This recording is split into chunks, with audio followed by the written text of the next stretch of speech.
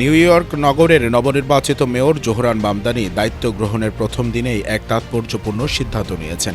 সাবেক mayor Eric অ্যাডামসের জারি করা ইসরায়েলপন্থী একাধিক নির্বাহী আদেশ বাতিল করে তিনি মত প্রকাশের স্বাধীনতা ও নাগরিক অধিকারের প্রশ্নকে নতুন করে সামনে এনেছে। এই সিদ্ধান্তকে ফিলিস্তিনপন্থী মানবাধিকার কর্মীরা স্বাগত জানালেও তীব্র প্রতিক্রিয়া জানিয়েছে ইসরায়েল সরকার। বাতিল হওয়া আদেশগুলোর মধ্যে অন্যতম ছিল ইসরায়েল বয়কট সংক্রান্ত নিষেধাজ্ঞা। এর মাধ্যমে সিটি প্রশাসনের কর্মকর্তাদের এমন চুক্তি করতে বাধা দেওয়া হয়েছিল যা ইসরায়েলের প্রতি সমালোচনামূলক বলে বিবেচিত হতে পারে। সমালোচকদের মতে এসব আদেশ নিউ ইয়র্কে ভিন্নমত দমনের একটি প্রশাসনিক কৌশল হিসেবে ব্যবহৃত হচ্ছিল।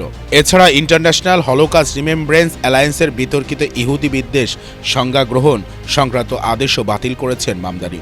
মানবাধিকার কর্মীদের অভিযোগ, এই সংজ্ঞা ব্যবহার করে ইসরায়েল সরকারের নীতির যৌক্তিক সমালোচনাকেও ইহুদি বিদ্বেষ আখ্যা দিয়ে কণ্ঠরোধ করা হচ্ছিল। মামদানির সিদ্ধান্তে ইসরায়েল সরকারের ক্ষোভ প্রকাশ নতুন নয়, তবে বিশ্লেষকেরা বলছেন এটি কোনো চরমপন্থী অবস্থান নয়, বরং যুক্তরাষ্ট্রের সংবিধানকৃত মতপ্রকাশের স্বাধীনতা রক্ষার একটি রাজনৈতিক বার্তা। নিউ ইয়র্কের প্রথম মুসলিম মেয়র হিসেবে মামদানির এই পদক্ষেপ স্থানীয় রাজনীতিতে যেমন প্রভাব ফেলবে, তেমন আন্তর্জাতিক অঙ্গনেও নতুন বিতর্ক উস্কে দেবে।